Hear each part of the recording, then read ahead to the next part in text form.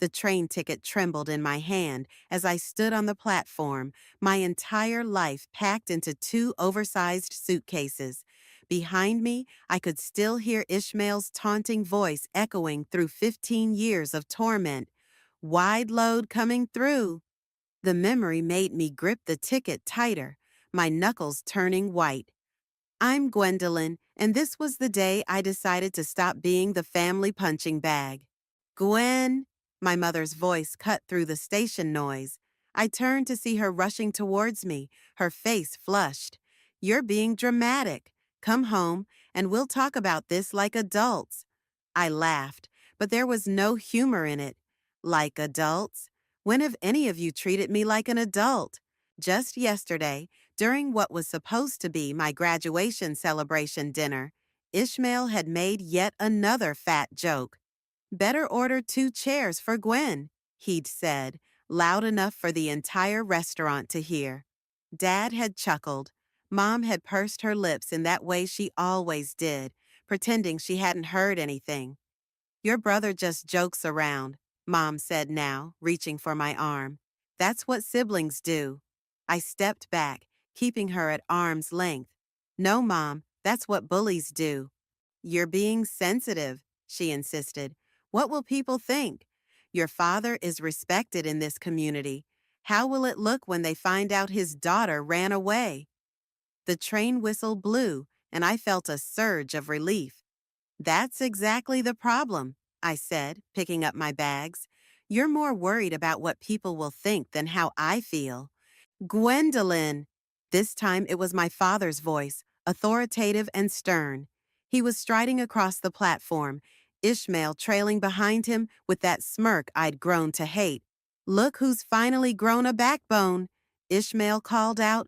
Though it's hard to see under all that.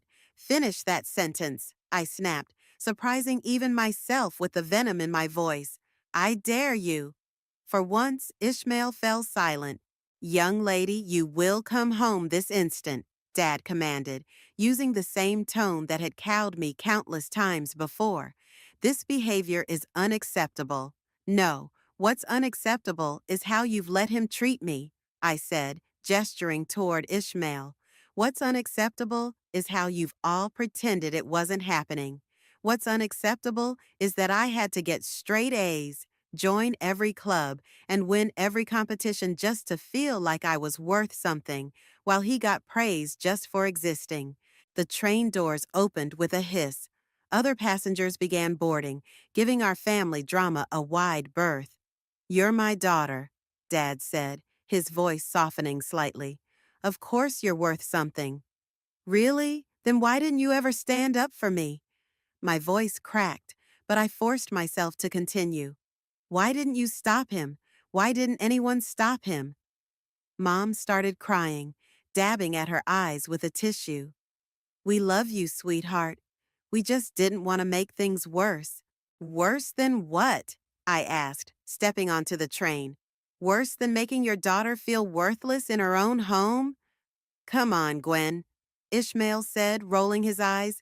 You're being ridiculous. It was just jokes. Jokes are supposed to be funny, I replied, my voice steady now. And one day, Ishmael, you're going to learn that actions have consequences. The doors began to close. Dad moved forward, but it was too late. If you leave like this, he warned, don't expect to come back. I met his eyes through the glass. That's the plan. As the train pulled away, I watched my family grow smaller on the platform. Mom was still crying. Dad looked angry, and Ishmael was laughing, probably already thinking about how he'd tell this story to his friends. My cousin Barrett had slipped me the contact information for his friend in the city, promising me a place to stay until I got on my feet. It wasn't much, but it was more support than I'd gotten from my immediate family in years. I found my seat and pulled out my phone, deleting my family's numbers one by one. My hands were shaking, but my mind was clear. They say success is the best revenge, and I was going to succeed so spectacularly that they'd choke on their words.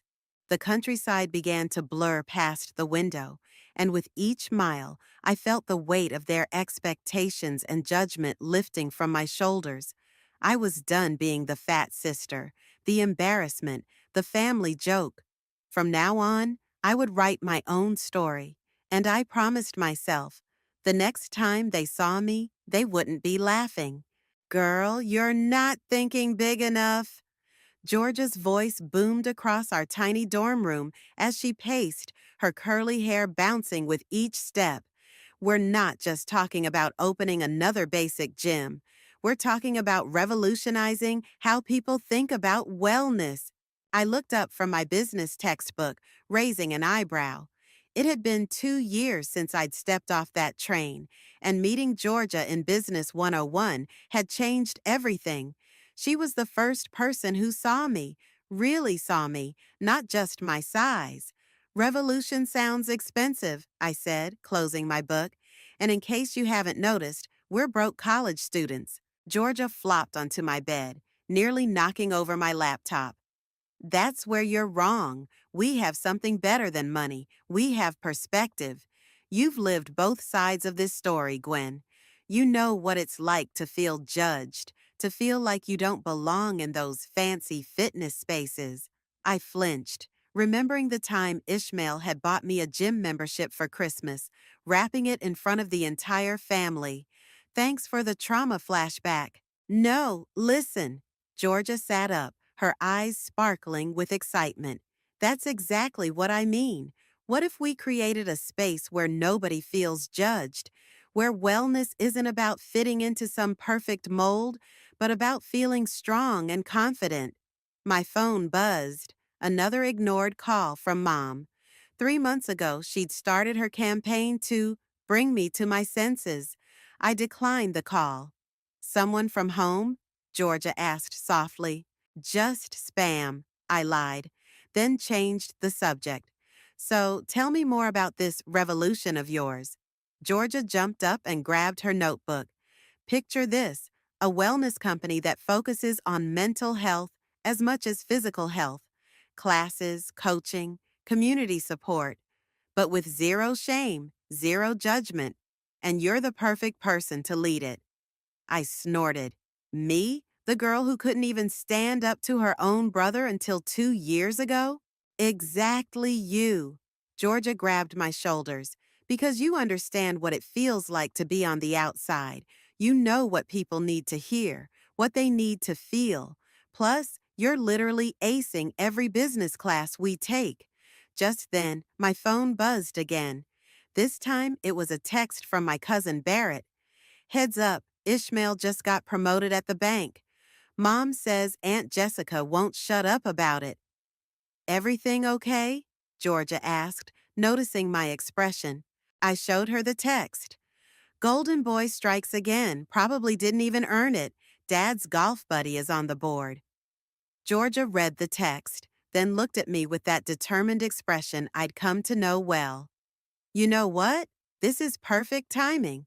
While they're all celebrating his mediocrity, we're going to build something amazing.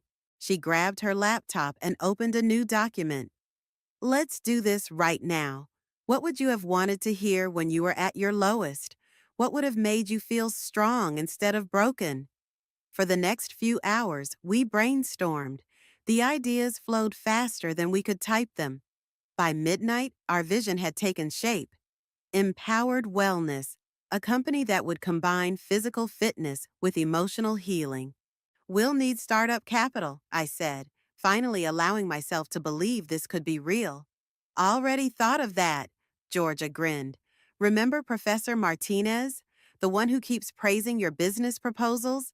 He runs a startup incubator. I may have already mentioned our idea to him. You what? He wants to meet with us next week. Georgia looked entirely too pleased with herself. Said something about how the wellness industry is ready for disruption? I sat back, my mind racing. This is crazy. We're still students.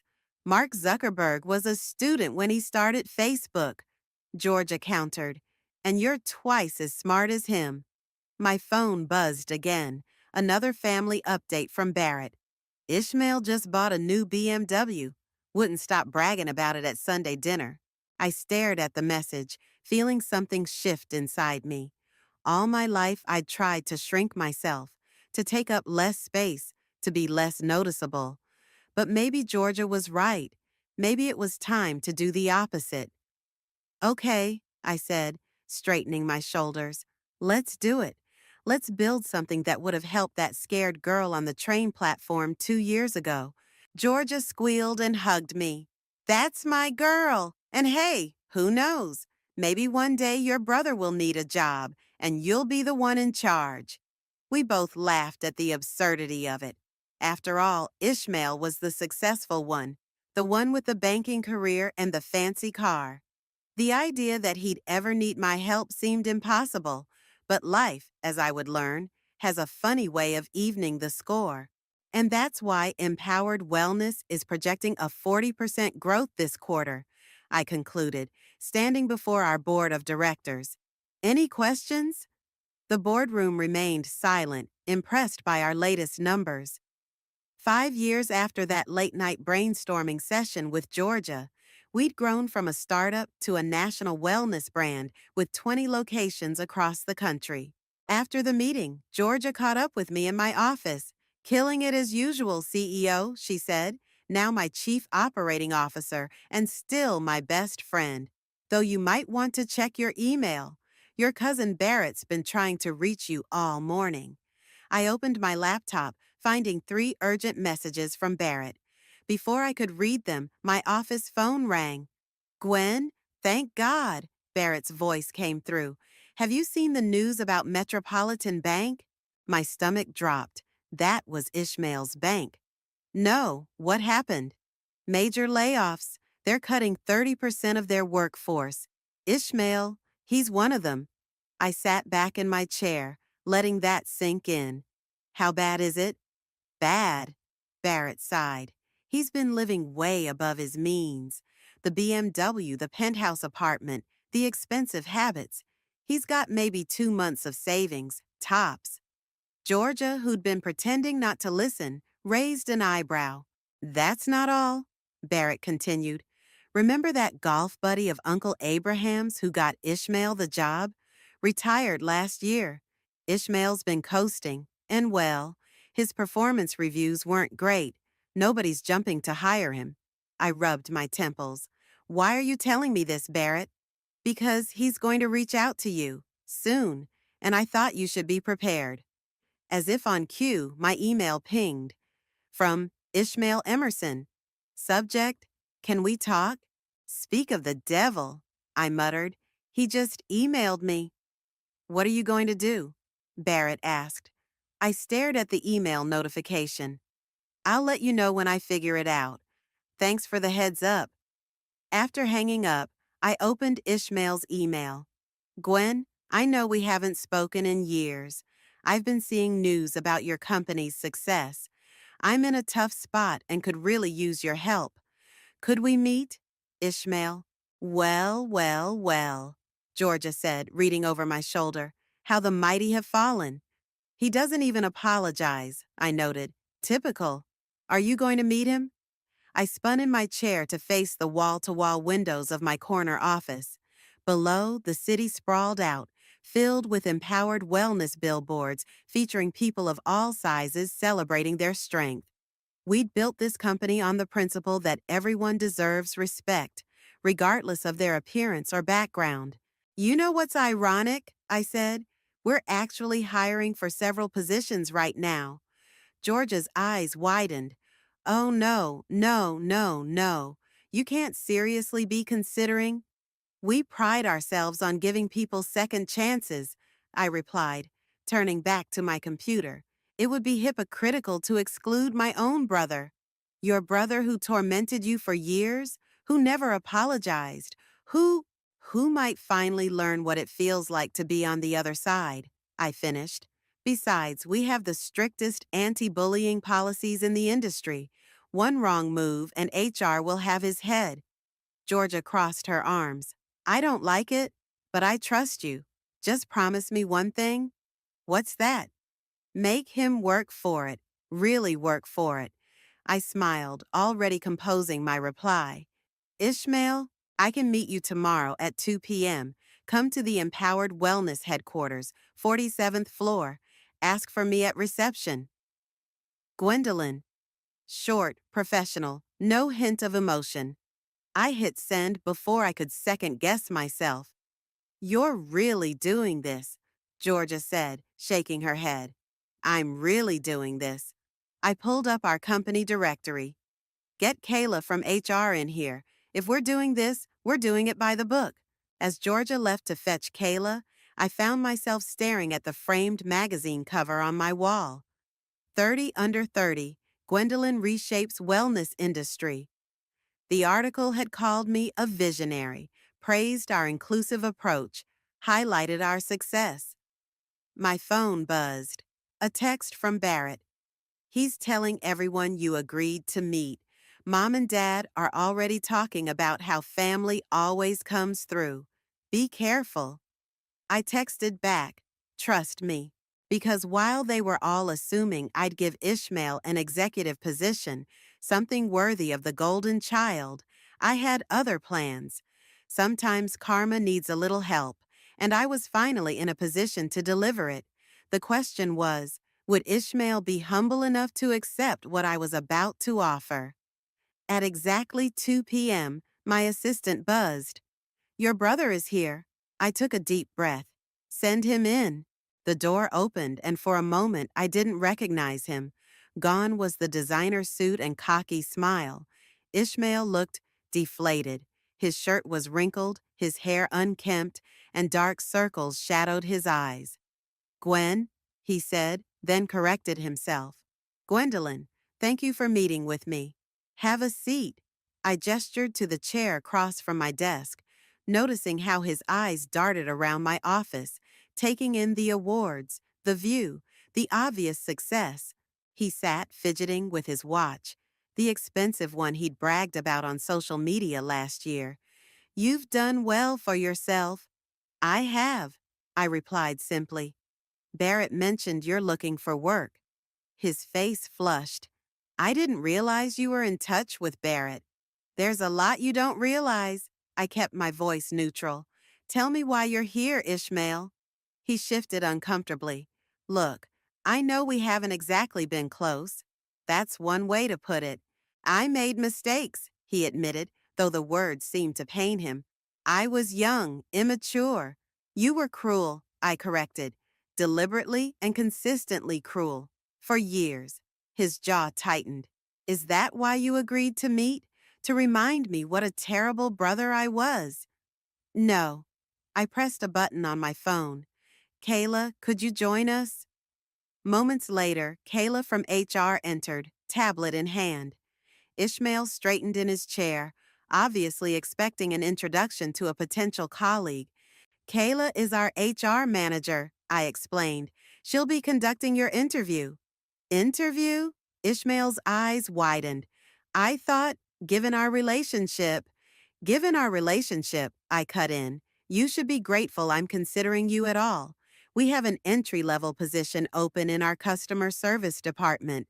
Starting salary is $42,000 a year, with benefits after 90 days. The color drained from his face.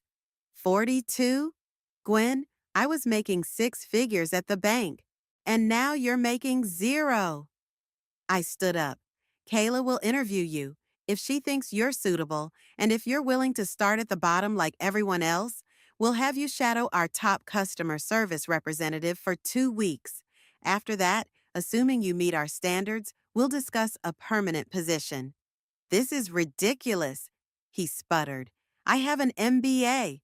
So do half our employees, I replied. The difference is, they earned their positions. They weren't handed them by Dad's golf buddies. That hit home.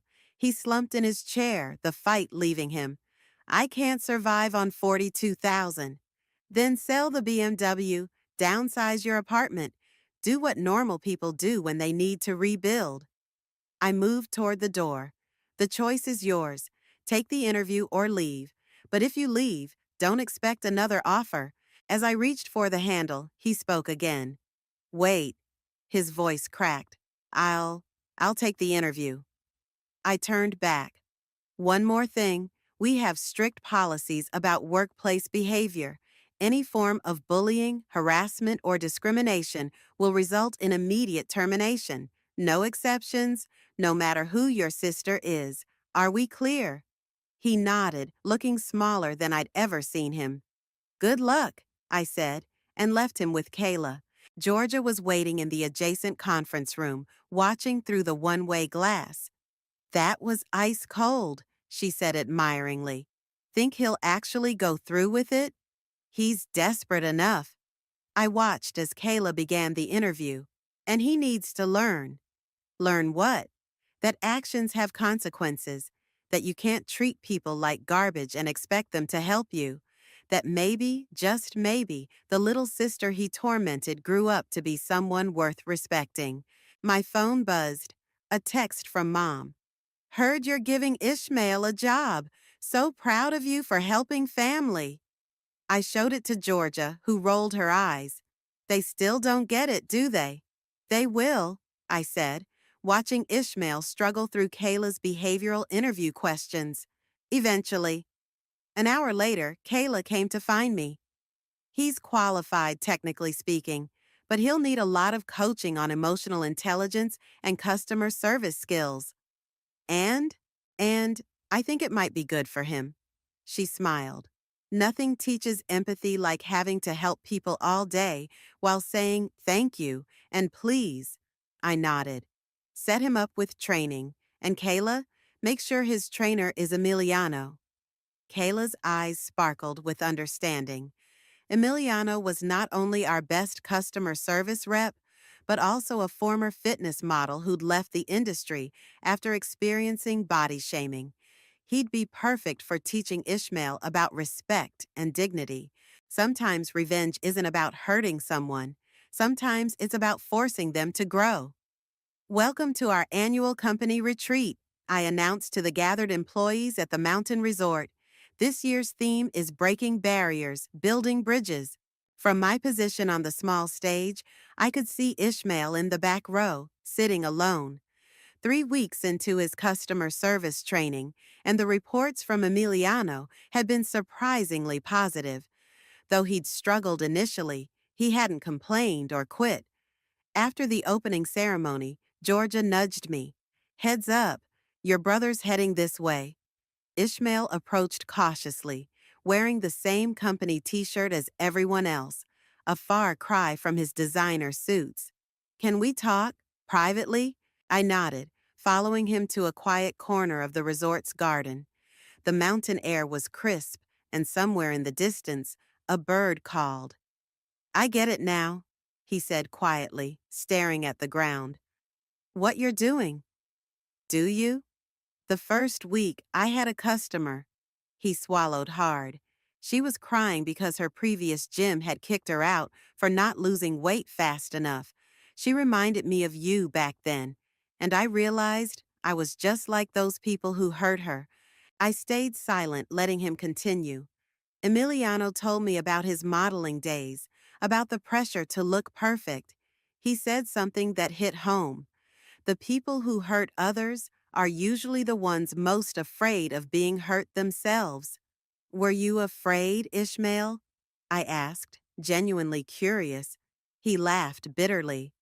Terrified. Dad had such high expectations. If I wasn't perfect, I was nothing. So I made sure everyone looked at you instead of me. That's not an excuse. No, he agreed. It's not. I was cruel, and I can't change that. But watching you now, the way you've built this company, how you treat people, how they respect you, I'm sorry, Gwen. I'm so sorry. A group of employees walked past, laughing about the upcoming team-building activities. One called out, "Great customer satisfaction scores this week, Ishmael." He smiled, looking surprised at the recognition. That's another thing. Here, people care about what you do, not who you know or how you look. That's the whole point, I said. Everyone deserves respect. Everyone deserves a chance to prove themselves. Even terrible brothers? Especially terrible brothers who are trying to change. Suddenly, Emiliano's voice called out from behind us. Sorry to interrupt, but we need our star customer service trainee for the trust fall exercises.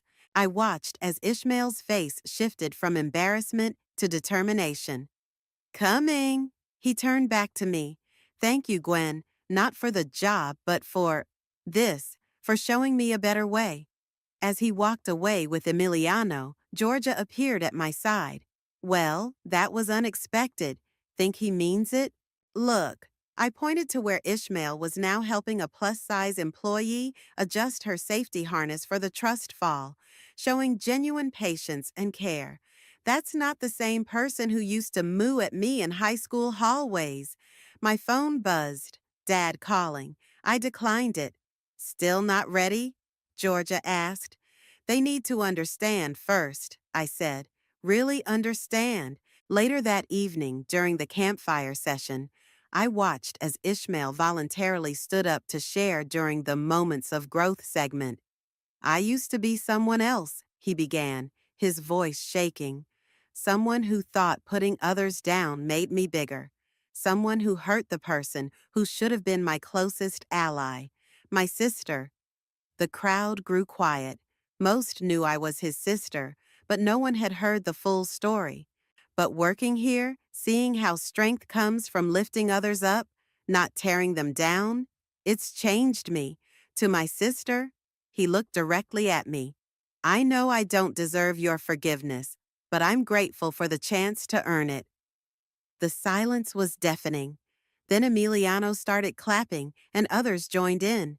I felt tears pricking at my eyes but held them back. After the session, Emiliano approached me. You know, when you asked me to train him, I thought you were crazy.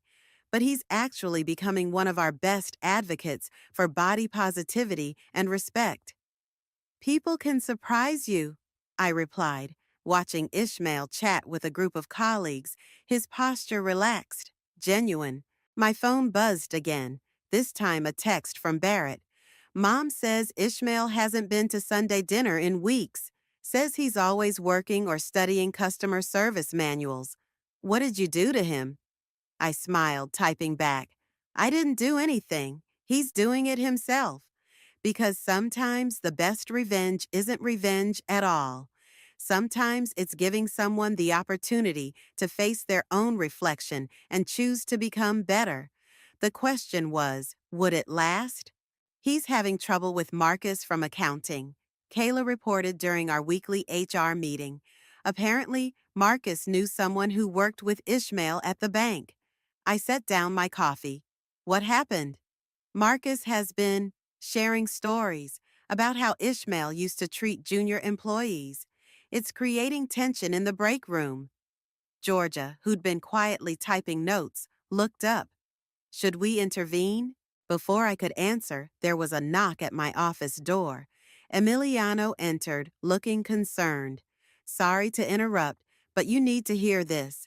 He played a recording from that morning's customer service call monitoring. Ishmael's voice came through, remarkably patient as he handled an irate customer. Sir, I understand your frustration, he was saying. I used to judge people based on their appearance, too, but I was wrong, and I hurt people I cared about because of it. Maybe this is a chance for both of us to learn. The customer's tone gradually shifted from hostile to reflective. By the end of the call, he'd signed up for our inclusive fitness program. That's the third call like this week, Emiliano said. He's turning our most difficult customers into advocates. While being ostracized by his coworkers, Kayla added. I stood up, walking to the window. Where is he now? Break room, Emiliano replied. It's not pretty. I headed down to the 10th floor, where I could hear raised voices before I even reached the break room. Must be nice, Marcus was saying, having your sister own the company. Is that how you got away with treating people like garbage at the bank, too? I'm not that person anymore. Ishmael's voice was quiet but firm. People don't change, Marcus scoffed. They just get better at hiding who they really are. I stepped into the room. Everyone froze. Actually, Marcus, I said, People do change. When they want to, when they work at it, when they face consequences and learn from them. Marcus straightened. Ms. Gwendolyn, Tell me, I cut him off. Did you know I was fat in high school? The room went silent. I was, and Ishmael, he was my biggest bully, made my life hell. So believe me, I understand your skepticism, but I also believe in what we stand for here: growth, change, second chances. I turned to address the whole room. Yes, Ishmael is my brother. No, that's not why he's here. He started at the bottom, just like everyone else. And yes, he used to be exactly who you think he was. But the man standing here now, he's choosing to be better. Isn't that what we tell our clients every day? That it's never too late to change? Marcus looked down, embarrassed. I'm sorry, I heard stories. The stories are probably true, Ishmael said. I was awful, entitled, cruel. I can't change that past, but I can choose who I am now. Just then, my phone rang. Mom again. For the first time in months, I answered. Gwendolyn, finally. We haven't seen Ishmael at family dinner in 2 months. What are you doing to him? I put the phone on speaker. Nothing, Mom. He's choosing this. Choosing what? To work in customer service? It's beneath him. Your father's friends are asking questions. Mom, Ishmael interrupted, loud enough for her to hear. Stop. This job isn't beneath me. Nothing about helping people is beneath anyone. Ishmael, what are you saying? I'm saying I'm learning more here than I ever did at the bank. I'm saying I'm finally becoming someone I can be proud of. The line went quiet. Then, this isn't like you. No, he agreed. It's not like the old me, and that's good. I ended the call looking around the break room. Every face showed a mixture of surprise and respect. Back to work, everyone, I said softly. As people filed out, I caught Ishmael's arm. You okay?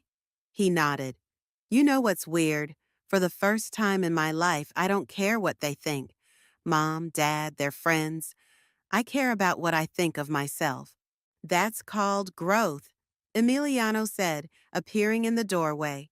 And speaking of growth, we have a team meeting about the new sensitivity training program. You're leading it, remember? Ishmael's eyes widened. Me? Who better to teach about the impact of words than someone who's learned it firsthand? As I watched Ishmael follow Emiliano, Georgia appeared beside me. You know, she said, this revenge plan of yours might have backfired. How so? Instead of making him suffer, you might have actually helped him become a decent human being. I smiled. Maybe that's the best revenge of all. Ladies and gentlemen, Ishmael stood at the podium during our quarterly all-hands meeting. 6 months ago, I sat where you're sitting, thinking I was too good for this job. I couldn't have been more wrong. The auditorium was packed with employees from all our locations, gathered for our biggest announcement yet. Georgia squeezed my hand as Ishmael continued. Many of you know I'm the CEO's brother. What you might not know is that I used to be her biggest bully. Murmurs rippled through the crowd. I was the kind of person who made others feel small to make myself feel big. The kind of person who thought appearance determined worth. He paused, taking a deep breath. But life has a way of teaching us lessons. When I lost my banking job, I thought it was the worst thing that could happen to me. Instead, it was the best, because it brought me here, where I learned what real strength looks like. From my seat in the front row, I watched our employees' faces. Many were nodding, some were wiping tears. Yesterday we hit a milestone, Ishmael announced. Our customer satisfaction scores are the highest in the industry. Not because we're perfect, but because we understand struggle. We understand growth. We understand second chances. Georgia stood up, and that's why we're excited to announce our new initiative, Second Chances Program. Ishmael, would you like to explain? He smiled. We're partnering with rehabilitation centers and unemployment offices to offer job training and placement services because everyone deserves the chance I got, the chance to become better. The applause was deafening. As Ishmael stepped down, my phone lit up with a text from Dad. Saw the company live stream. We need to talk. Before I could respond, another message came through from Mom. Your father and I are in the lobby. My heart stopped. Georgia saw my face and grabbed my phone. Oh shit, she whispered. Want me to get security? No, I said, standing. It's time. I found them by the reception desk, Dad in his golf clothes, Mom clutching her designer purse. They looked out of place among our diverse, casually dressed employees. What are you doing here? I asked. We saw the broadcast, Dad said stiffly. Wanted to see this operation for ourselves. Gwendolyn, Ishmael's voice called out. He jogged over, then stopped short. Mom? Dad? Look at you, Mom said, eyeing his company polo and khakis. Working in customer service. What will people think? They'll think I'm doing honest work, Ishmael replied. Making a difference. A difference? Dad scoffed. By helping fat people feel good about themselves? The lobby went quiet. I saw Emiliano step forward, but Ishmael held up a hand. No, Dad, he said firmly. By helping people understand their worth isn't determined by their size, their background, or their father's golf buddies. How dare you, Dad started, but Ishmael continued. I used to be just like you, judgmental, cruel, caring more about appearances than actual worth. But Gwen, he looked at me. She gave me a chance to learn better, to be better. By humiliating you? Mom demanded. By showing me respect, Ishmael corrected. Something I never showed her, something you never taught me to show her. Dad's face reddened. We gave you everything. You gave me permission to be awful. I finally spoke up. You taught him it was okay to hurt me as long as he looked good doing it. We never, Mom began. You did, Ishmael interrupted.